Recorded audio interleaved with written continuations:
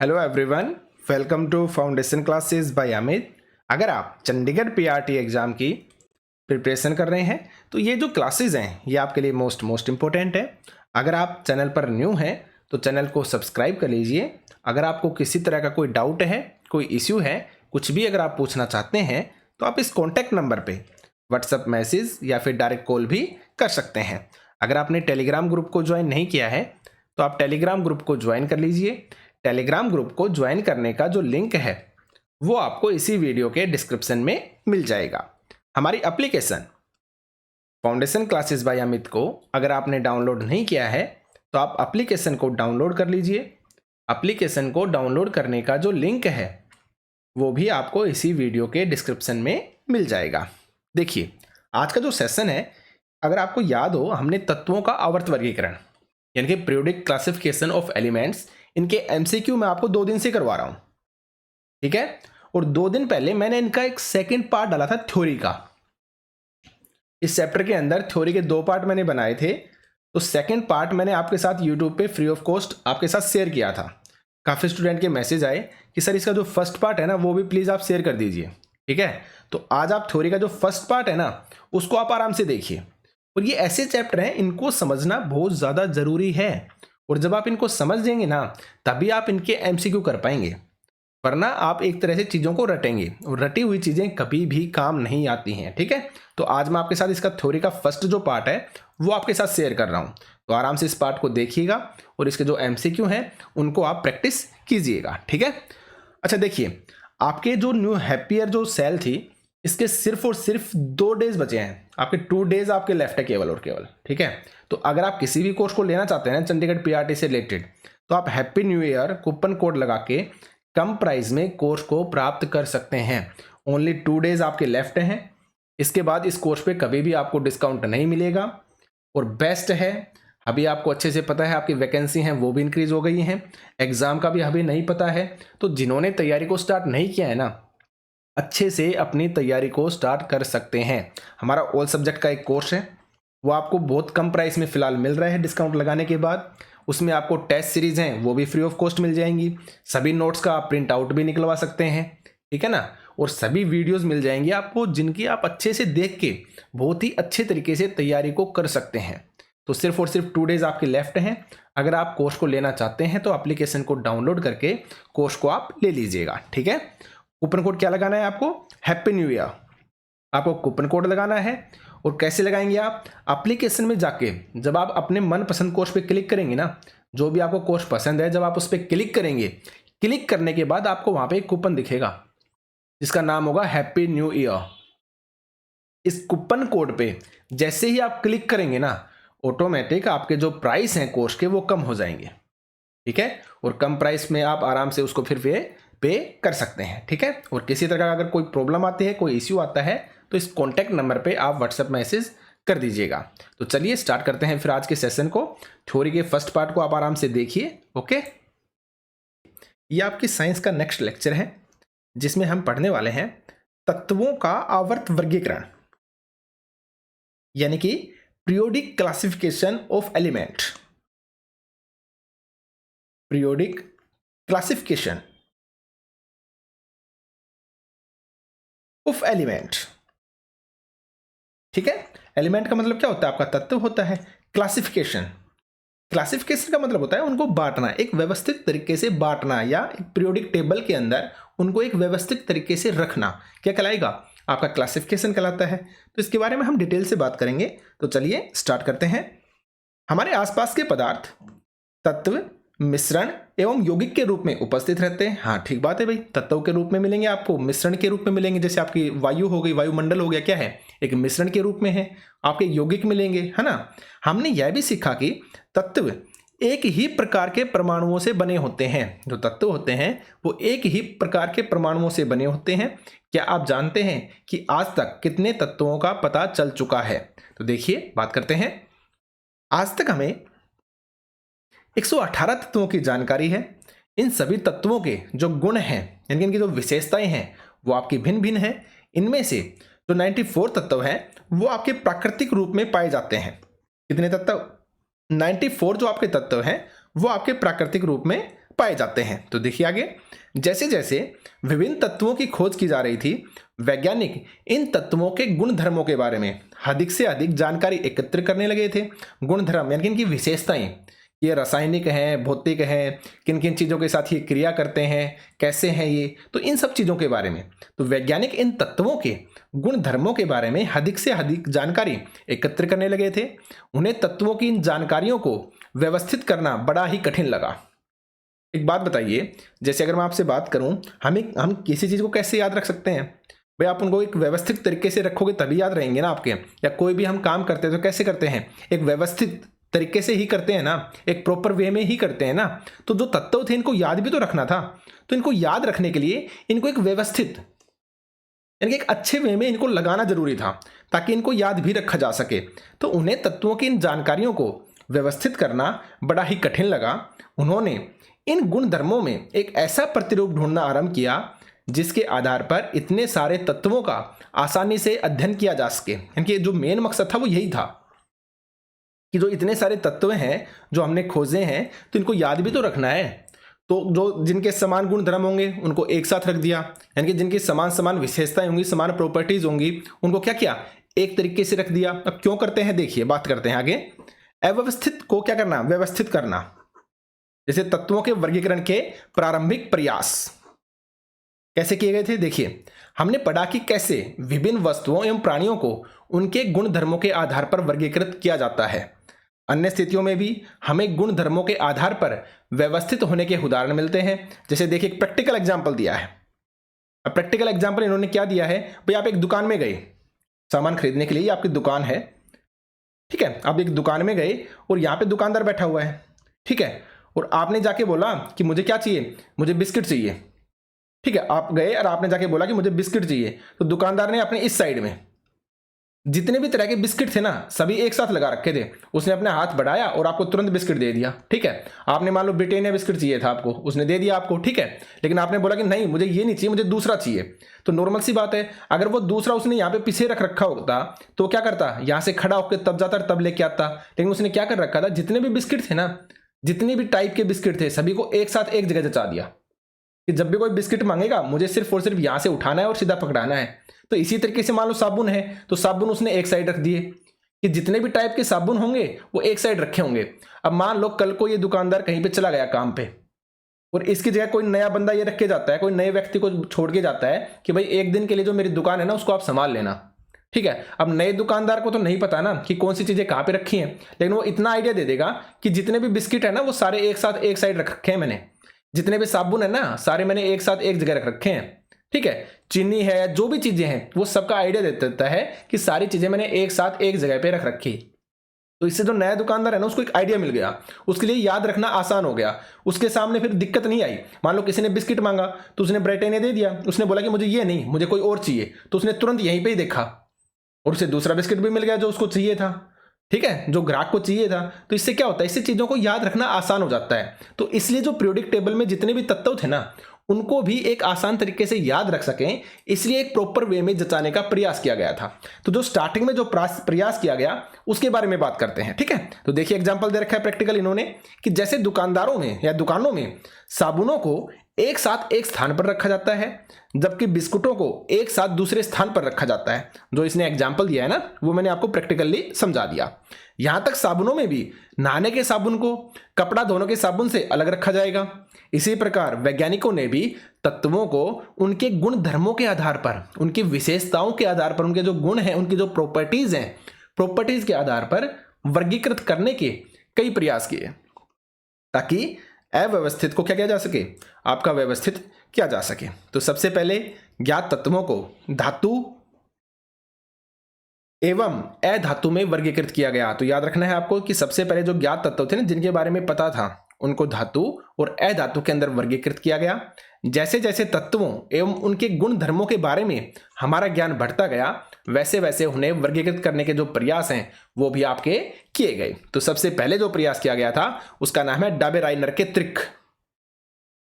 डाबे राइनर के त्रिक, और ये आपको याद रखना है। देखिए यहाँ पे सारी चीजें याद रखने वाली नहीं है, इनकी जो टेबल्स हैं वो आपको याद नहीं रखनी है, ठीक है। आपकी जो आधुनिक सारणी है ना, जो सबसे लेटेस्ट है मॉडर्न पीरियोडिक टेबल, उसके बारे में चीजें आपको मैक्सिमम याद रखनी है, लेकिन यहाँ पे जो चीजें मैं आपको बताऊं ना वो याद रखना आप, ठीक है।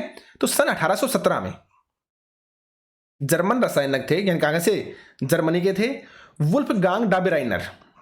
वुल्फगांग डाबेराइनर ने समान गुणधर्मों वाले तत्वों को समूहों में व्यवस्थित करने का क्या किया था, आपका प्रयास किया था। किसने, सन 1817 में। क्या नाम था, वुल्फगांग डाबेराइनर। कहां के थे, ये जर्मन रसायनज्ञ थे, ठीक है, जर्मन रसायनज्ञ थे। इन्होंने क्या किया, समान गुणधर्म वाले तत्वों को समूहों में व्यवस्थित करने का प्रयास किया था। उन्होंने तीन तीन तत्व वाले कुछ समूहों को चुना और उन समूहों को क्या कहा, त्रिक कहा। त्रिक का मतलब क्या होता है, आपका तीन ही तो होता है ना।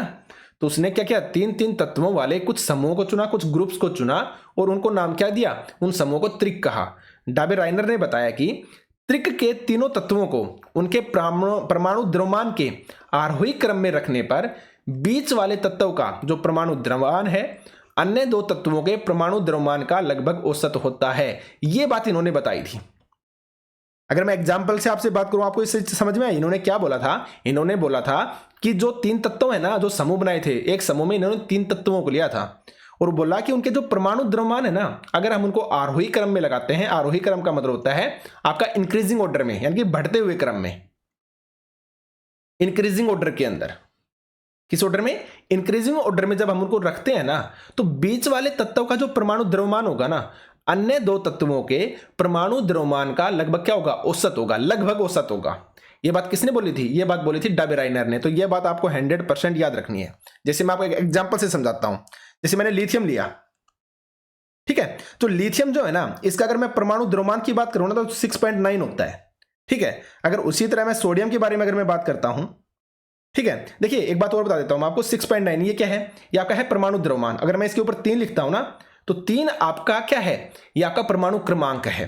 क्या है, परमाणु क्रमांक, ठीक है। आप प्रोटॉनों की संख्या भी बोल सकते हैं, ठीक है। तो लिथियम 6.9। इसी तरह अगर सोडियम की अगर मैं बात करता हूं, तो सोडियम का जो परमाणु द्रव्यमान है वो है आपका 23, ओनली 23 भी लिख सकते हैं आप, 23 है। और इसी तरह इसकी जो परमाणु संख्या है वो आपकी कितनी होती है, 11 होती है, ठीक है। और इसी तरह अगर मैं नेक्स्ट की बात करता हूं, तो एक होता है आपका पोटेशियम, के, जिसको हम के से डिनोट करते हैं। इसका जो परमाणु द्रव्यमान है वो आपका है 39.1।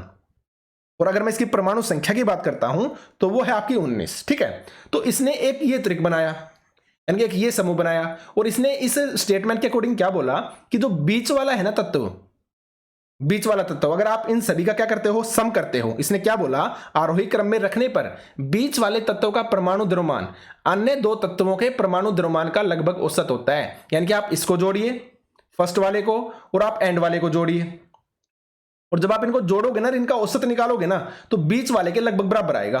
करके देख लीजिए आप, आपने क्या जोड़ा, 6.9 को ऐड किया और 39.1 को आपने ऐड किया, कीजिए ऐड, 9 एक 10, 0, 9 से 15 एक 16, 1 3 और 1 4, 46 बना।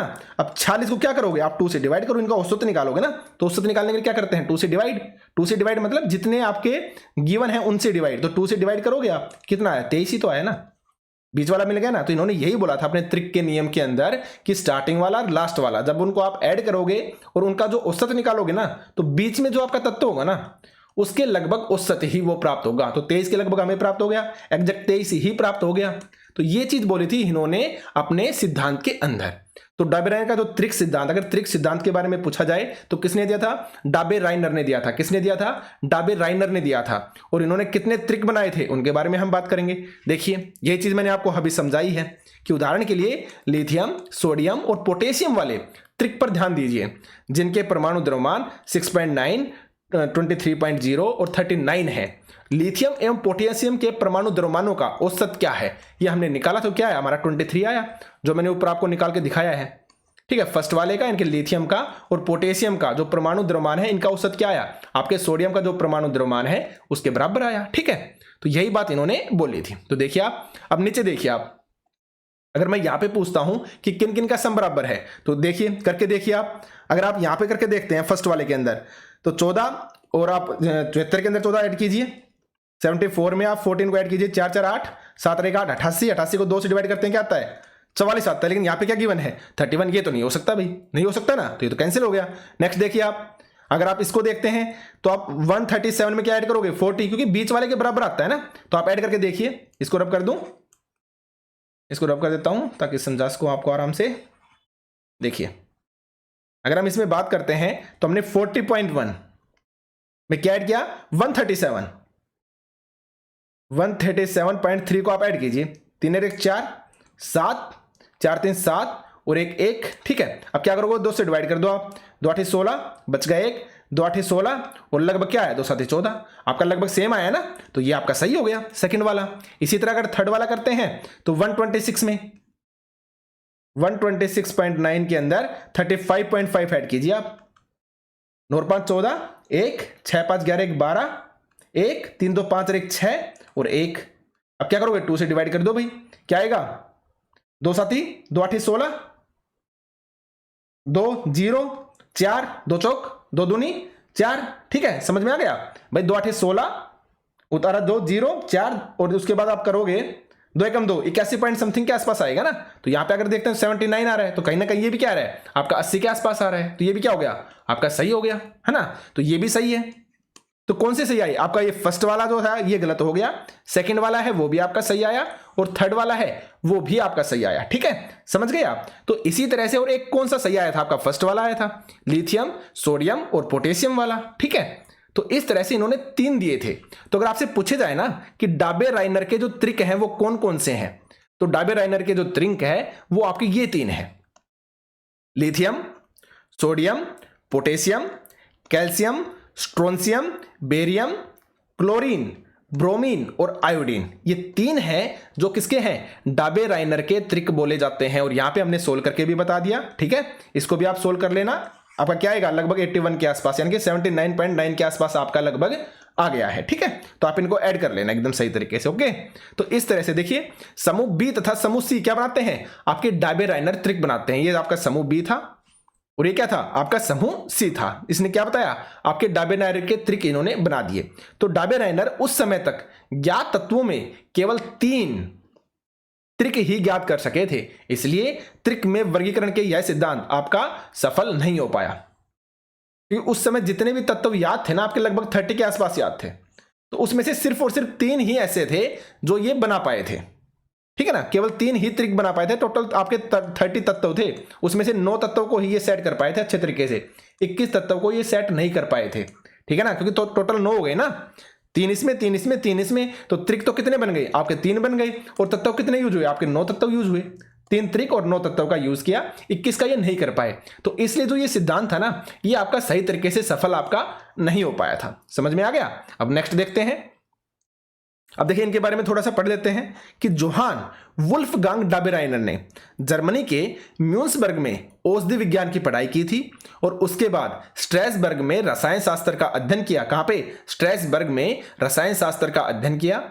फिर वे जेना विश्वविद्यालय में रसायन एवं औषधि विज्ञान के प्रोफेसर बन गए। उन्होंने ही सबसे पहले प्लेटिनम को उत्प्रेरक के रूप में पहचाना। देखिए यहां से आपके मोस्ट इंपोर्टेंट चीजें पूछी जाती हैं।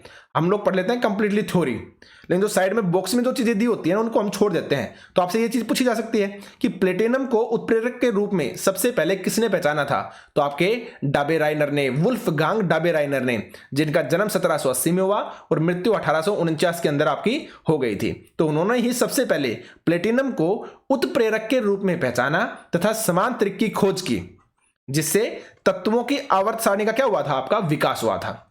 जो क्लासिफिकेशन ऑफ पीरियोडिक टेबल है उसका क्या हुआ था आपका विकास हुआ था, ठीक है। तो ये थे डाबे-राइनर त्रिक। तो इनके त्रिक आपको याद रखना है 100%। कौन कौन से, lithium sodium potassium calcium strontium barium chlorine bromine और आयोडीन। तो ये सारे के सारे जो डाबे-राइनर के त्रिक हैं ये आपको 100% याद रखने हैं। अब आगे बढ़ते हैं।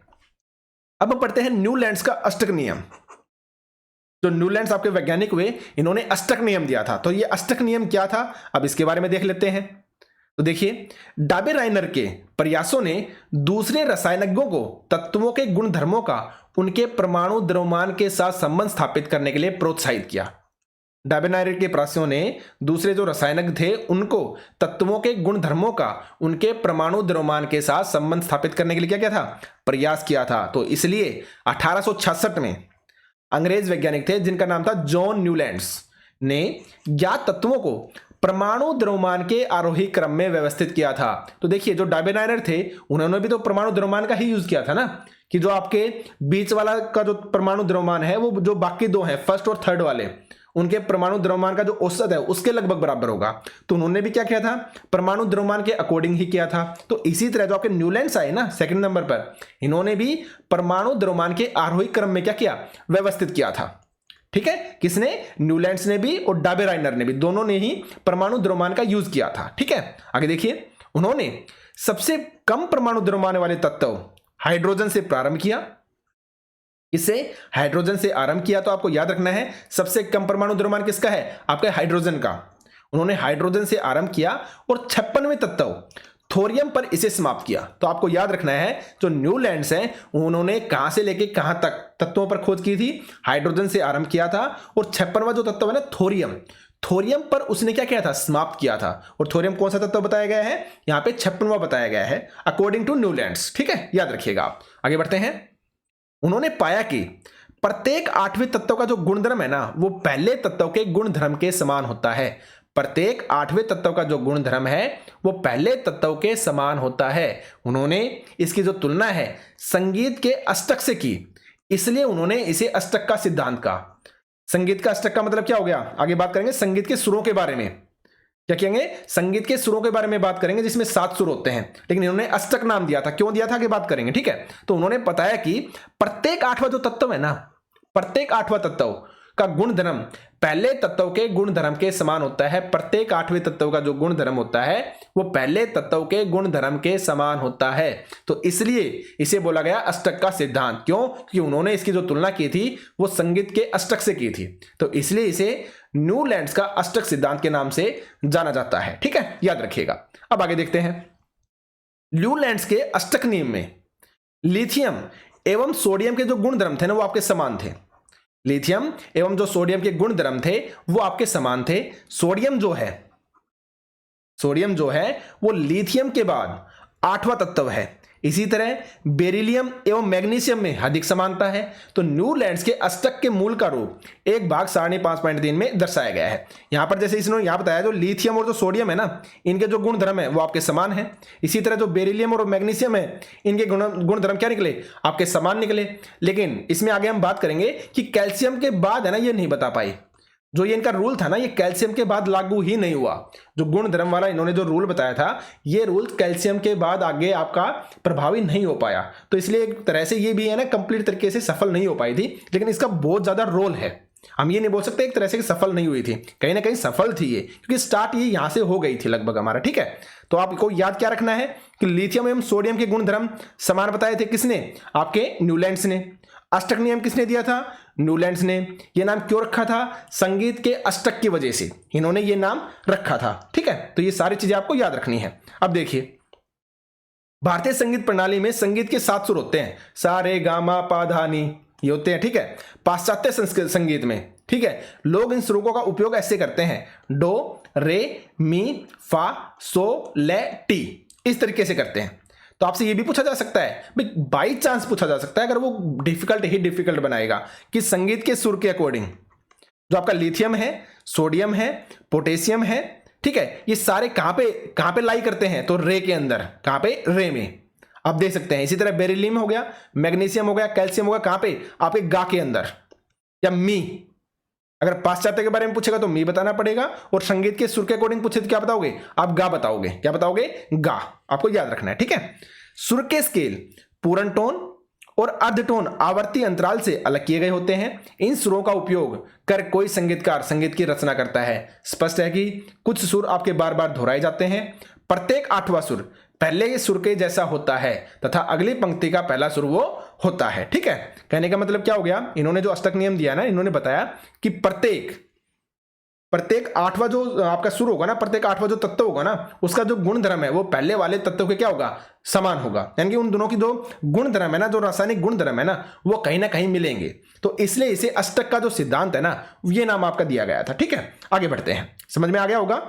देखिए, ऐसा देखा गया कि अष्टक का जो सिद्धांत है केवल कैल्शियम तक ही लागू होता है। मैं बता चुका हूं आपको ऑलरेडी कि सिर्फ और सिर्फ कैल्शियम तक ही ये लागू हो पाया था, क्योंकि कैल्शियम के बाद प्रत्येक आठवें तत्व का जो गुणधर्म है वो पहले तत्वों के साथ नहीं मिलता था। यानी कि जो इनका रूल था ना, ये सिर्फ और सिर्फ कैल्शियम तक ही लागू हो पाया। न्यूलैंड्स ने कल्पना की कि प्रकृति में केवल 56 तत्व हैं। न्यूलैंड्स ने कल्पना की थी, उन्होंने माना कि जो प्रकृति है ना, प्रकृति के अंदर केवल और केवल 56 तत्व ही विद्यमान है तथा भविष्य में कोई अन्य तत्व नहीं मिलेगा।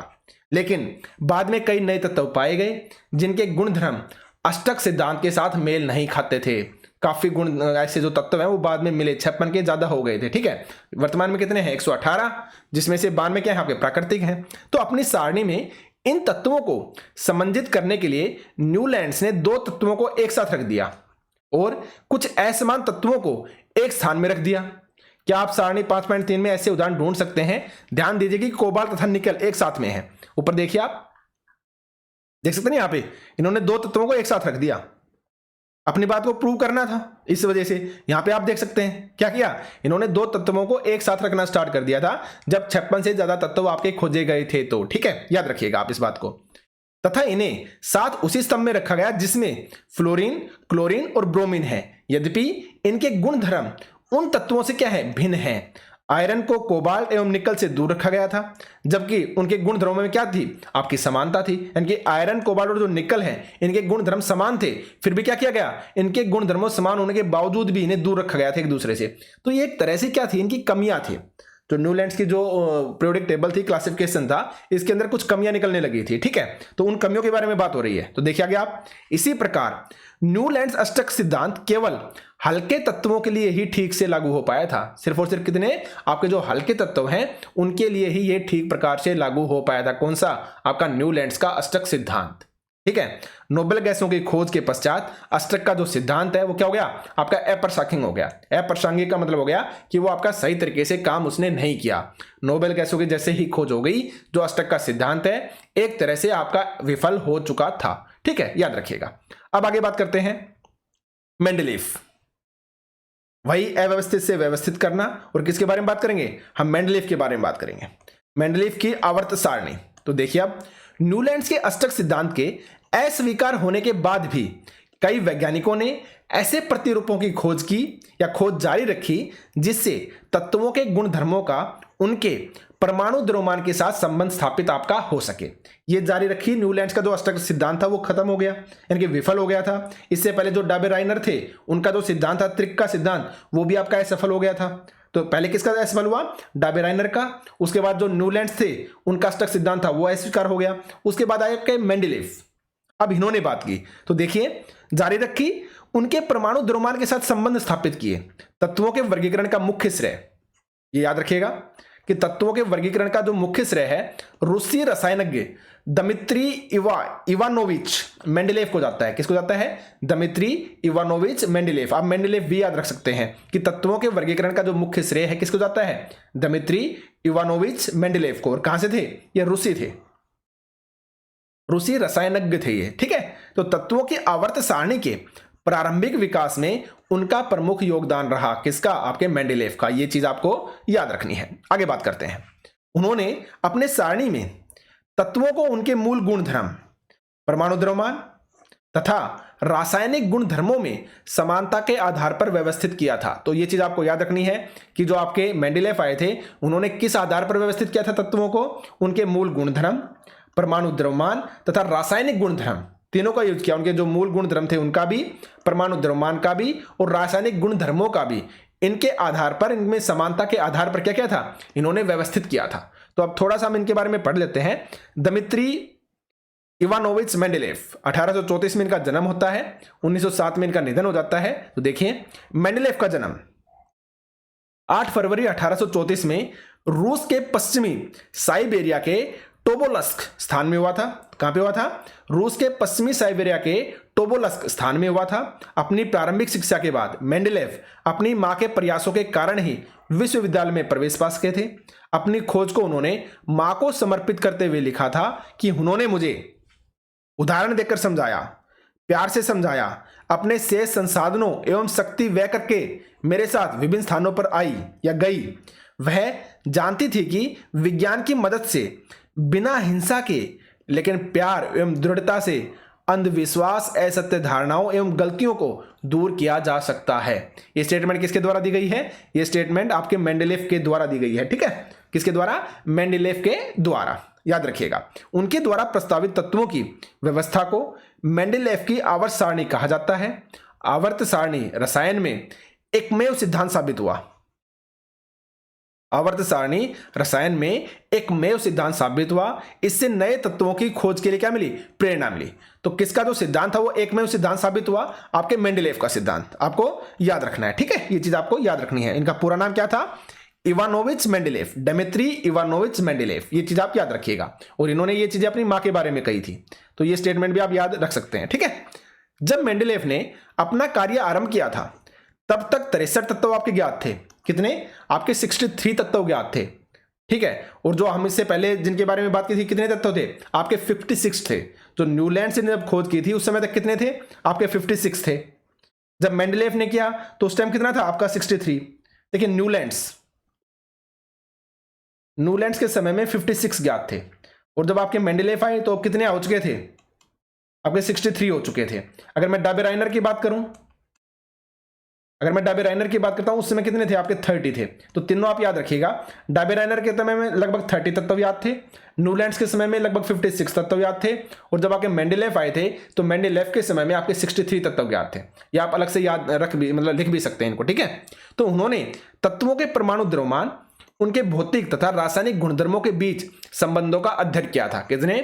मेंडेलेव ने। याद रखिएगा, रासायनिक गुणधर्मों के अंतर्गत मेंडेलेव ने तत्वों के ऑक्सीजन एवं हाइड्रोजन के साथ बनने वाले यौगिकों पर अपना ध्यान केंद्रित किया। तो याद रखिएगा, निम्नलिखित में से किसने ऑक्सीजन एवं हाइड्रोजन के साथ बनने वाले यौगिकों पर अपना ध्यान केंद्रित किया था? किसने? मेंडेलेव ने किया था ध्यान केंद्रित। ठीक है, याद रखिएगा, उन्होंने ऑक्सीजन एवं हाइड्रोजन का इसलिए चुनाव किया क्योंकि ये अत्यंत सक्रिय हैं तथा अधिकांश तत्वों के साथ क्या बनाते हैं? ये यौगिक बनाते हैं। इसलिए इन्होंने सबसे ज्यादा जो फोकस किया था वो आपका ऑक्सीजन और हाइड्रोजन पे किया था। याद रखिएगा, तत्व से बनने वाले हाइड्राइड एवं ऑक्साइड के सूत्रों को तत्वों के वर्गीकरण के लिए मूलभूत गुणधर्म माना गया। फिर उन्होंने 63 कार्ड लिए एवं प्रत्येक कार्ड पर अलग अलग तत्वों के गुणधर्मों को लिखा। ठीक है, उन्होंने समान गुणधर्म वाले तत्वों को अलग कर दिया तथा इन पत्तों को पिन लगाकर दीवार पर लटका दिया। उन्होंने देखा कि अधिकांश तत्वों को आवर्त सारणी में स्थान मिल गया है तथा अपने परमाणु द्रव्यमान के आरोही क्रम में ये तत्व क्या है? आपके व्यवस्थित हो गए हैं। तो इन्होंने भी किसके ऊपर मेनली काम किया था? परमाणु द्रव्यमान के ऊपर। ठीक है, यह भी देखा गया कि समान भौतिक एवं रासायनिक गुणधर्म वाले विभिन्न तत्व एक निश्चित अंतराल के बाद फिर आ जाते हैं। इनके रिपीटेशन उनका होता है, एक अंतराल के बाद उनका रिपीटेशन होता है। ठीक है, तो इसी आधार पर मेंडेलेव ने आवर्त सारणी बनाई जिसका सिद्धांत है तत्वों के गुणधर्म उनके परमाणु द्रव्यमान का क्या होते हैं? आवर्त फलन होते हैं। यानी कि एक निश्चित समय के बाद क्या होते हैं? उनकी आवर्ती होती है। तत्वों के जो गुणधर्म हैं उनके परमाणु द्रव्यमान का क्या होते हैं? आवर्त फलन होते हैं। यह स्टेटमेंट किसके बारे में बोली गई है? मेंडेलेव के बारे में। याद रखिएगा, तत्वों के गुणधर्म उनके परमाणु द्रव्यमान का आवर्त फलन होते हैं। किसने बोला? मेंडेलेव ने बोला। मैं बार बार बता रहा हूं, याद रखिएगा, तत्वों के गुणधर्म उनके परमाणु द्रव्यमान का आवर्त फलन होते हैं। किसने बोला? आपके मेंडेलेव ने बोला था। याद रखिएगा, और ये इनके क्या है? इनकी सारणी है।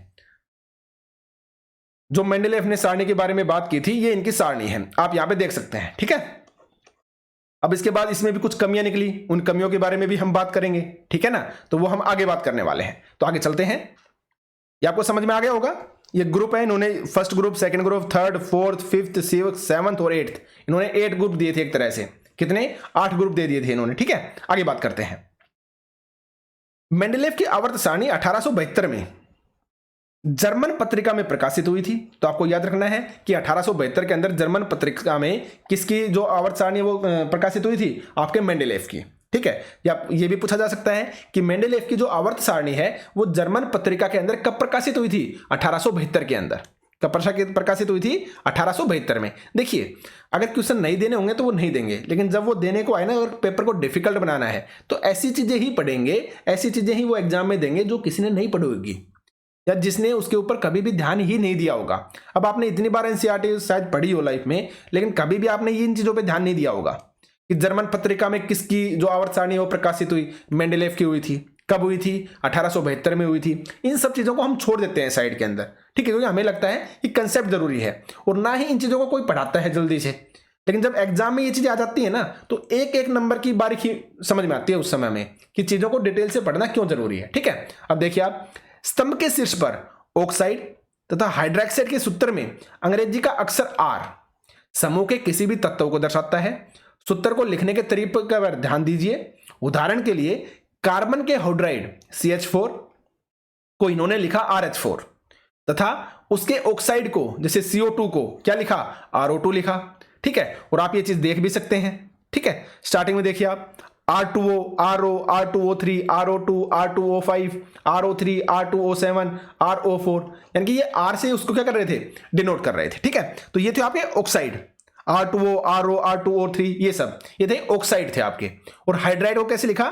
RH, RH2, RH3, RH4, RH3, RH2, RH। तो इस तरीके से क्या लिखा इन्होंने? जो हाइड्राइड है उनको लिखा था। ये आपको याद नहीं रखनी है, मैं बता देता हूं, ये याद नहीं रखनी है। जो आधुनिक पीरियोडिक टेबल है ना, जो मॉडर्न वाली है, वो आपको याद रखनी है। आगे बढ़ते हैं, ये बात आपको समझ में आ गई। अब देखते हैं इनकी उपलब्धियां कि मेंडेलेव की आवर्त सारणी की उपलब्धियां क्या क्या थी। तो आवर्त सारणी व्यवस्थित करते समय मेंडेलेव को सारणी में अधिक द्रव्यमान वाले तत्वों को कभी कभी कम द्रव्यमान वाले तत्वों के पहले रखना पड़ा था। क्रम इसलिए उलटना पड़ा ताकि समान गुण धर्म वाले तत्वों को एक साथ आपका रखा जा सके। ठीक है, रीजन क्या था? देखिए, याद रखिएगा, इंपॉर्टेंट लाइन है आपकी कि इन्होंने क्या किया था? इन्होंने द्रव्यमान के आधार पर जचाया था, बढ़ते हुए द्रव्यमान में जचाया था। ठीक है, लेकिन बाद में इन्होंने देखा काफी बार इन्हें क्या करना पड़ा? अधिक द्रव्यमान वाले तत्वों को कभी कभी कम द्रव्यमान वाले तत्वों से पहले रखना पड़ा था। और इसलिए ऐसा करना पड़ा था ताकि समान गुण धर्म वाले जो तत्व है ना उनको एक साथ रखा जा सके। जैसे कि कोबाल्ट, जिसका परमाणु द्रव्यमान होता है 58.9, और जो निकल है इसका परमाणु द्रव्यमान होता है 58.7। तो इन्होंने क्या किया? पहले 58.7 आता है, फिर क्या आता है? 58.9 आता है। लेकिन सारणी में इन्होंने क्या करना पड़ा? इन्हें 58.79 को पहले रखना पड़ा और इसके बाद रखा 58.7 को। रीजन क्या था? क्योंकि जो समान गुण धर्म वाले जो तत्व है ना उनको वो एक साथ रख सके। आप सारणी के अंदर देख भी सकते हैं किसके बारे में बताया गया है? आप एक कोबाल्ट के बारे में। तो यहां पे आप कोबाल्ट को देखिए, कहां पे आपका कोबाल्ट, आप यहां पे देख सकते हैं कोबाल्ट आपको यहां पे मिल जाएगा। ठीक है, कोबाल्ट को देखिए आप, कोबाल्ट कहां पे है? यहां पे देखिए, ये रहा आपका कोबाल्ट यहां पे। ठीक है, तो देखिए पहले 58.9 को लिखा, फिर 58.71 को लिखना पड़ा। क्यों? क्योंकि ताकि इनके जो रासायनिक गुण धर्म है ना जिनका समान है उनको एक समान रख सके। ठीक है, तो आगे चलते हैं, समझ में आ गया? आगे देखिए अब आप, इसके अतिरिक्त मेंडेलेव ने अपनी आवर्त सारणी में कुछ रिक्त स्थानों को छोड़ दिया था।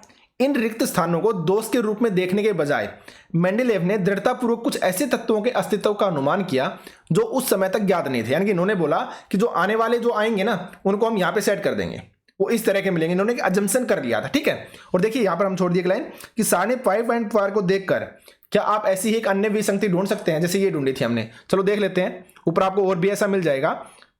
देखिए आप यहाँ पे, जैसे ये देखिए, अगर मैं एल्यूमिनियम की और सिलिकॉन की बात करता हूं तो पहले 28.09 को रखा, ठीक है, बाद में रखा इसको, और पहले क्या रखा? 29.98 को, जो कि ये पहले आना था अकॉर्डिंग टू द्रव्यमान के अकॉर्डिंग। लेकिन इन्होंने पहले क्या रखा? एल्यूमिनियम को रखा, 29.98 को रखा, और फिर रखा 28.09 को। क्यों? क्योंकि रासायनिक जो गुण धर्म है वो समान वाले एक साथ रखे जा सके, सिर्फ और सिर्फ ये रीजन था। ठीक है, आगे चलते हैं। इसका नामकरण उन्होंने उसी समूह में इससे पहले आने वाले तत्वों के नाम में एक का संस्कृत शब्द उपसर्ग लगाकर किया था। जैसे बाद में ज्ञात होने वाले तत्व कौन कौन से? स्कैंडियम, गैलियम, जर्मेनियम के गुण धर्म क्रमशः एक का बोरोन, एक का एल्यूमिनियम, एक का सिलिकॉन के समान थे। तो आपको यहाँ पे क्या याद रखना है? आप यहाँ पे ये याद रखिएगा कि जब आपके जो मेंडेलेव है उन्हें तत्वों की संख्या कितनी थी? 63 थी। तो इनकी सारणी देने के बाद कौन कौन से तत्व आपके ज्ञात किए गए थे, कौन कौन से, स्कैंडियम, गैलियम और जर्मेनियम।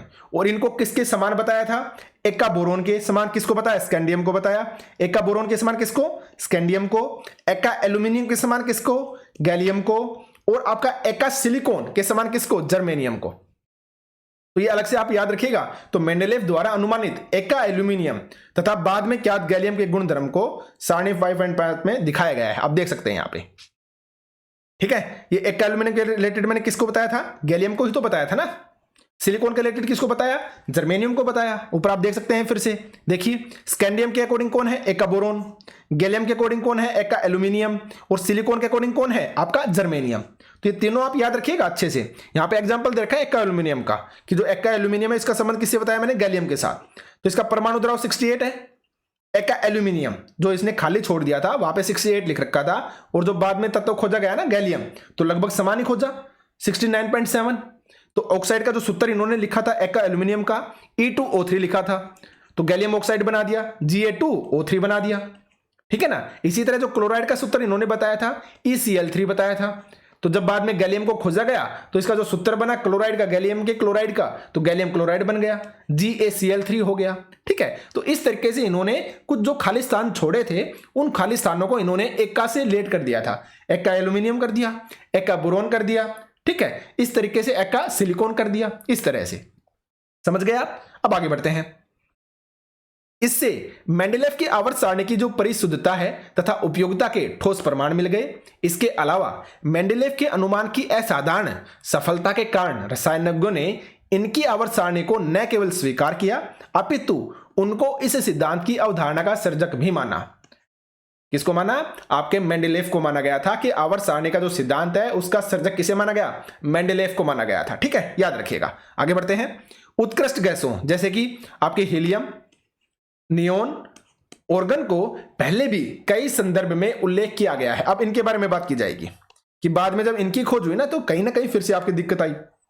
दिक्कत तो नहीं आई, इन्होंने क्या किया, इसके लिए एक अलग से समूह बना दिया कि हम एकदम अलग से लिख देंगे इनको। जैसे जो 18वां समूह है ना वो आपका इन्हीं से रिलेटेड है। ये एक तरह से आपकी अक्रिय गैस होती है, अक्रिय, जो किसी के साथ है ना आपकी क्रिया नहीं करती। क्यों, क्योंकि इनका जो बाह्य इलेक्ट्रॉन है ना वो कंप्लीटली फुलफिल होता है।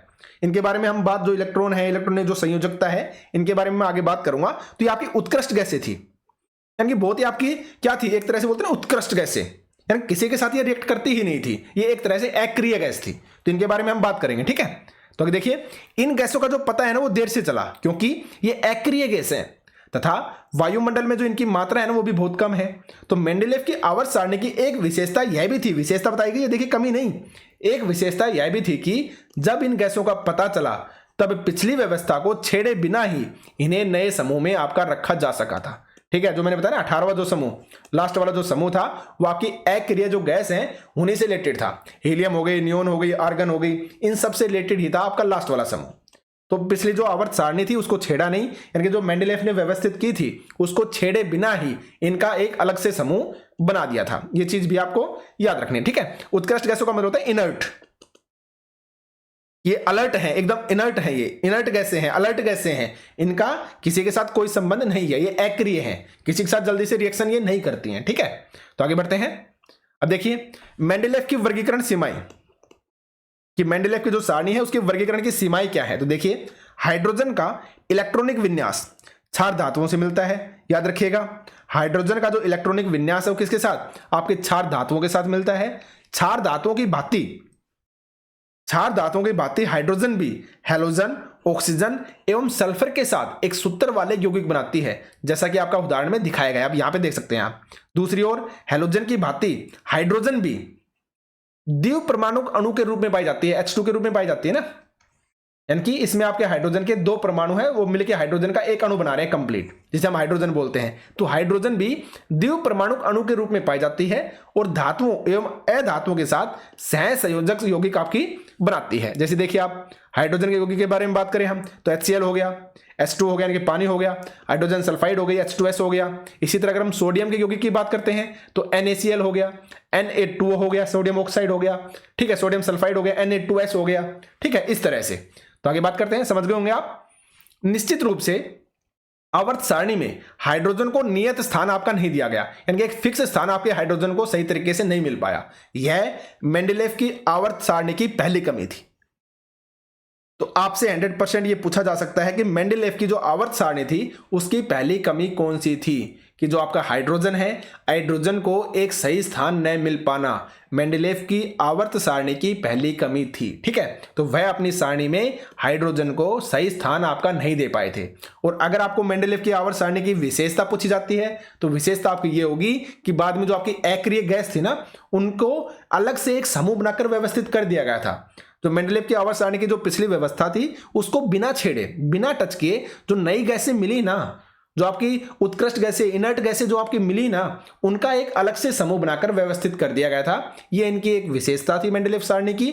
और इनकी पहली कमी क्या थी कि हाइड्रोजन को नियत स्थान न मिल पाना मेंडेलेव की आवर्त सारणी की पहली कमी थी। ये आपको याद रखना है। ठीक है, अब आगे बढ़ते हैं। मेंडेलेव के तत्वों के आवर्त वर्गीकरण तैयार होने के पर्याप्त समय बाद समस्थानिकों का पता चला था। हम जानते हैं कि किसी तत्व के समस्थानिकों के रासायनिक गुणधर्म समान होते हैं, लेकिन उनके परमाणु द्रव्यमान आपके भिन्न भिन्न हो सकते हैं। याद रखिएगा, समस्थानिक क्या होते हैं, आपको डेफिनेशन मिल गई है। समस्थानिक की डेफिनेशन मिल गई कि समस्थानिक होते क्या हैं। जैसे क्लोरीन है, क्लोरीन के समस्थानिक आपको पता होंगे।